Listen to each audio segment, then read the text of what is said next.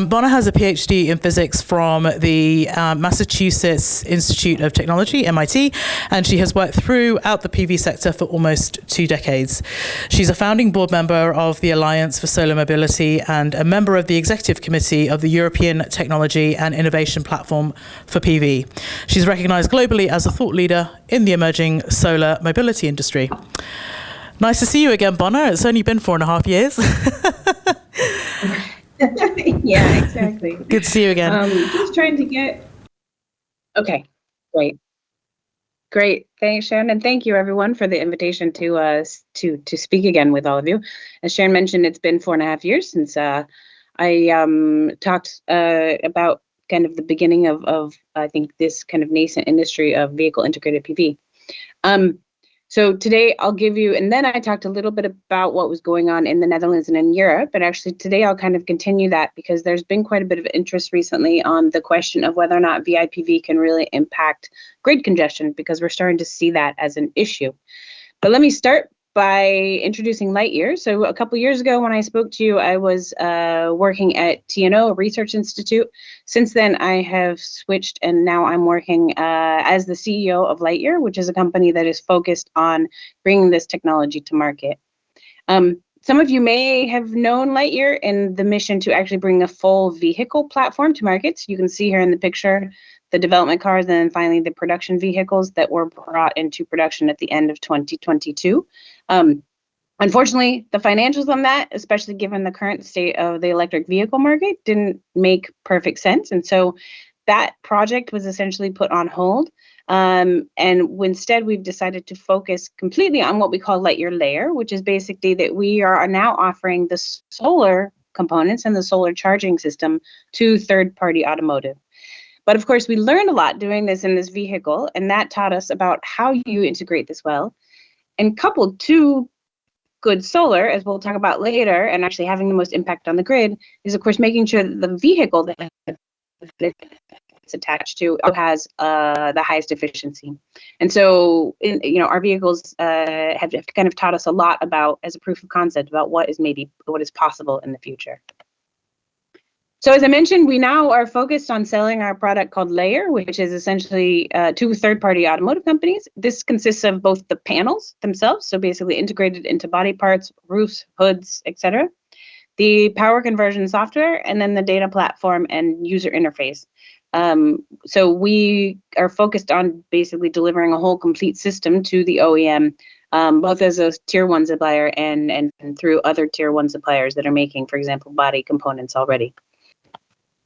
And why do we think this is still a good idea? Well, you probably have heard, of course, and seen a lot of the headlines recently of new energy vehicles or electric vehicles facing a lot of headwinds and that things are slowing down. Volvo has announced, Volkswagen is looking at bumpy roads. Mercedes, of course, has shelved going only to EV in a shorter period of time. But the nice thing about solar on board is that solar on board actually can be put on any of these sorts of vehicles. And there's still plenty of electric vehicles that are available for putting solar on. And particularly what's interesting is actually something that was recently said by Luca De Meo, the CEO of Renault, is that if we don't actually increase the number of electric vehicles, despite all of these headlines, and we leave it in Europe at the level we are today, there's going to be huge fines that the European Commission will actually charge all of these companies. So that also offers some opportunities to think about how we can bring vehicle integrated PV into the fold. So there's also some consequences to this slowdown that I think are quite important to think about. This is a plot from the IEA electric vehicle outlook, and it's specifically looking at kind of different regions and what has been stated as a policy scenario, what's been announced as of 2022, so this was a little while ago, by the vehicle manufacturers, and it matched this kind of stated policy scenario fairly well. And of course, what would be needed to actually reach net zero by 2030. So unfortunately, though, what we're seeing from this is this announced pipeline scenario actually has been reduced now because of these announcements. And what does that mean for us? It basically means approximately 1 gigaton of CO2 equivalent per year that is going to be that we will miss out on, and potentially even more if we don't even get to the pipeline scenarios versus what we have today. So from a climate perspective, you can see why this is an important thing for society, and also, of course, from the perspective of the government. So why are things slowing down? Well, they're slowing down, one, because a lot of the subsidies, at least in Europe, are getting slashed. So basically, people aren't getting subsidy support and government support to buy the electric vehicles or new energy vehicles. There's also issues of cost, of course. And the lower cost EVs have very limited range. They have smaller batteries and limited range. And so that's limiting the way that people are actually adopting those vehicles, especially as we get past, say, the early adopters that maybe have more disposable income. But instead, we're starting to look at wanting to actually penetrate into the kind of the more common and larger market. And of course, the issue of infrastructure dependence. So EV infrastructure in Europe and around the world is lacking. And what that means is that people who can't necessarily put in their own private charger at home, so people who live in apartment buildings, for example, can't actually access the necessary infrastructure to be able to conveniently use an EV. And at Lightyear, we believe that actually integrated photovoltaics can actually address almost all of these problems. They all have to do with cost. It can help change the cost. It can increase the range. It can make it so that the vehicles potentially can be subsidized again because of what the role they can play on the grid. And of course, they reduce the amount of energy that's needed to potentially pull from the grid. So this is what this infrastructure piece looks like. Is that basically right now, most countries are not doing very well globally. You can see this on the left when it comes to ensuring that there are public chargers for these are light duty vehicles, so focused on passenger cars. The Netherlands actually does fairly well, although the kilowatt of public charging energy for per vehicle is actually still quite low at 45. So basically, it's acceptable with the number of vehicles that we have, but we do see already that basically this is enough public charging. But then when we start to do private charging, we're now getting messages from the utility that we need to not do that or private charging between the hours of 4 and 9 in the evening, because basically the grid is overloaded.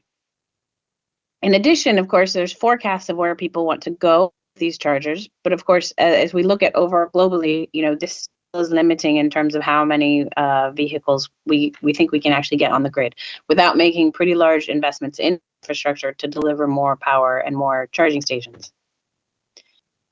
So why can vehicle integrated PV help? Well, this is a simulation done by Lightyear for our vehicle, the Lightyear 2, which is essentially a very highly efficient electric vehicle with about 1,000 watts of onboard solar. And basically, this is kind of what you can see here on the right-hand side is first on the top, a simulation done in Bern in Switzerland, which is kind of an average solar location in Europe. And on the bottom is Madrid, which of course is a very good sunny place in Europe for onboard solar. And the kind of red lines you see in the back indicate kind of the normal charge-discharge cycles that people would use during their kind of daily use of a vehicle. In this case, it's a very simple profile where basically the vehicle is just, driven about the same amount every day and is kind of charged and discharged to the point that it gets to 20%, and then somebody recharges it. However, if you put solar on board, you can actually reduce the number of times that you need to charge and burn from 54 charges to 16. And this is because during the summer months in particular, of course, the battery stays well charged. And in Spain, you can actually reduce that to even 9 out of 54 charges with this sort of simulation. So this also reduces the amount of energy essentially that's needed to pull from the grid. And this is why we think that there's impact that can be had on the grid congestion and the grid issues and the infrastructure investments. So together with a number of other companies here in Europe, IM Efficiency, Sono Motors, Fraunhofer, and TNO, Lightyear is part of a project called Solar Moves. This is actually funded by the European Commission, not through one of the research and innovation programs, but actually directly by one of the Directorate Generals, DG Move, which is for mobility and transport. And they asked us to try to quantify quantify the potential impact of VIPV and other efficiency technologies on the future transportation system. So this project is ongoing. It's been going on for about a year now, and I'll share today some results from the original modeling and validation modeling that we've done. We're actually currently in the validation stage, so now we have vehicles that we're putting on the road to measure and validate this modeling. So everything I show you today will just be focused on kind of what comes out of models, similar to the sort of analysis that I just showed you, but that was instead done but in the project, that analysis is done by TNO and Fraunhofer to ensure that us as companies are not influencing that negatively or positively in our case. We also are looking at future energy demands of like how much we could reduce the future energy from and demand on the grid based on putting solar on vehicles, and infrastructure impact, of course, and what that could mean for needing to put in larger cables and reduce grid congestion. So this project is not just limited to passenger cars. We're actually looking at buses and trucks and vans, as well as passenger cars, and looking at the entire European fleet. So let me show you some of these initial results. So this is a result looking at, in Amsterdam, what the grid electricity consumption is for different sorts of, this is all on passenger cars. And basically on the x-axis here are use cases. And what we see on the y-axis is essentially what we can do in terms of annual reduction of electricity from the grid, because if we put solar on the vehicle. So the red dots here are basically the situation without any PV and without energy efficiency improvements in 2023.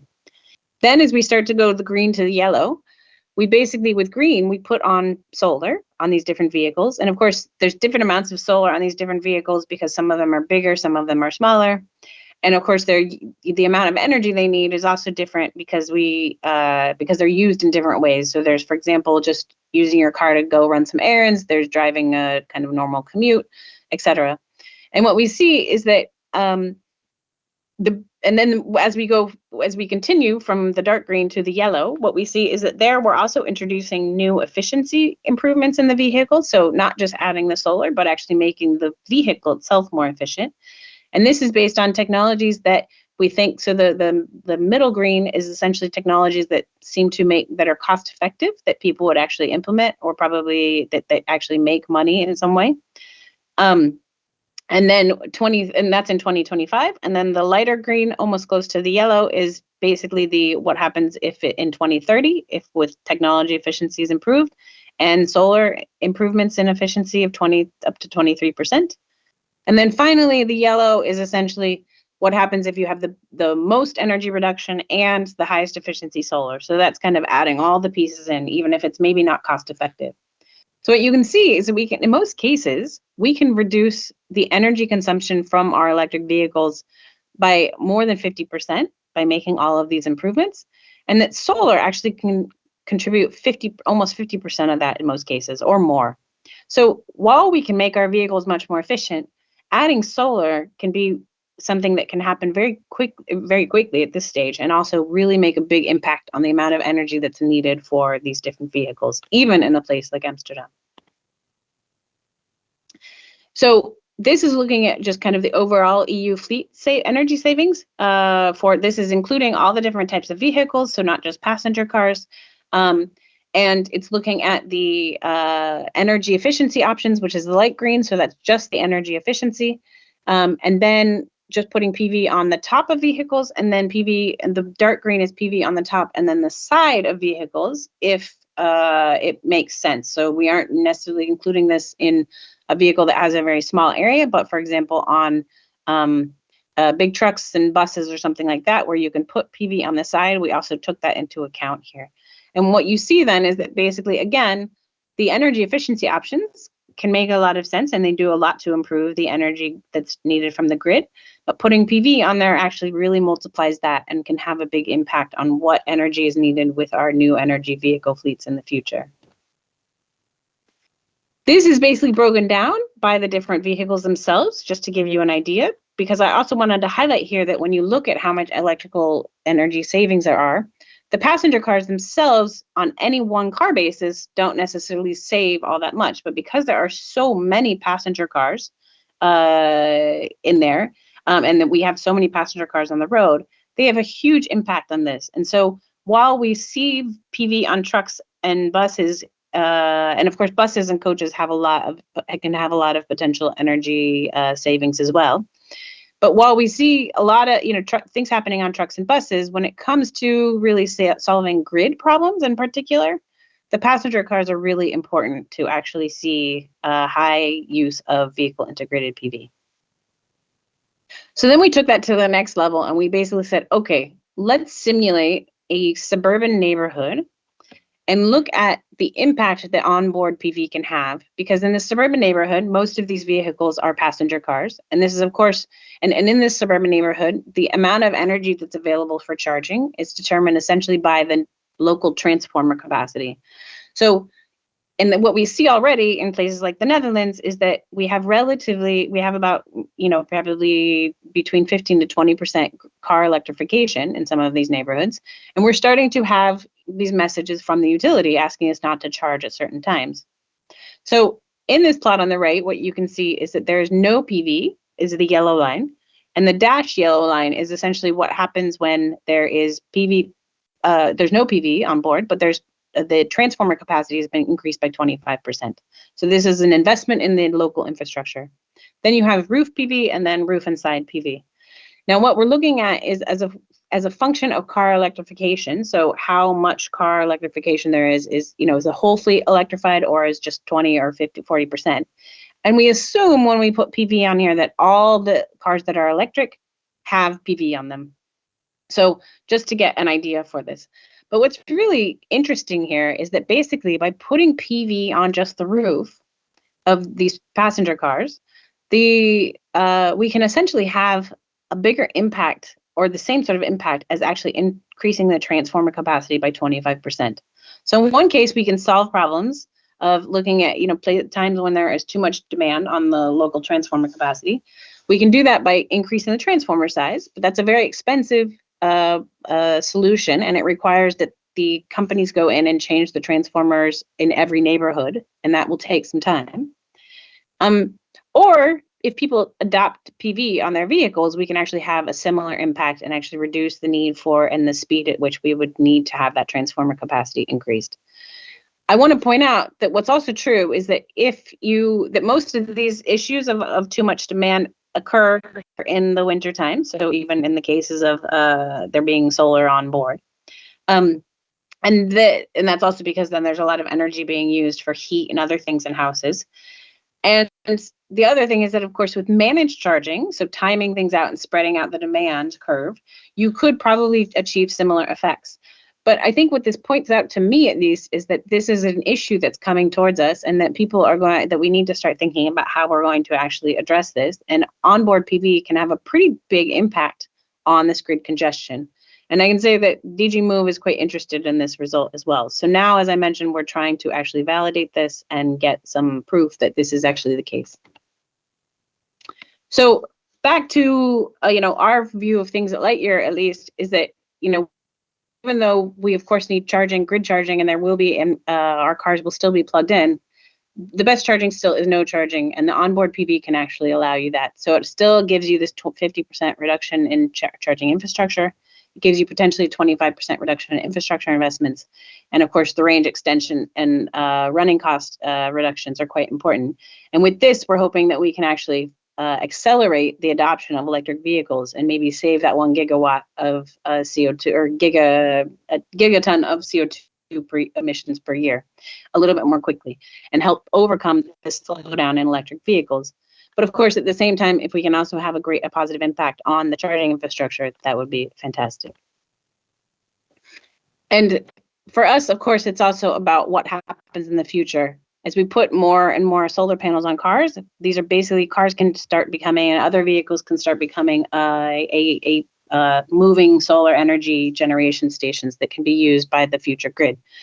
And so this sort of concept of solar electric vehicle fleets, we think this is the first indication from this study that can help solve grid congestion and energy challenges of the future as we move to a further fully electrified society. Thank you for your attention. If there's a way to answer questions, I would be happy to, but I'd also like to thank also my colleagues in the Solar Moves project, particularly at TNO and Fraunhofer, who have done a lot of the work that I've shown you today. And of course, we'll be updating you all in the future as we get more validation of these results. Thanks.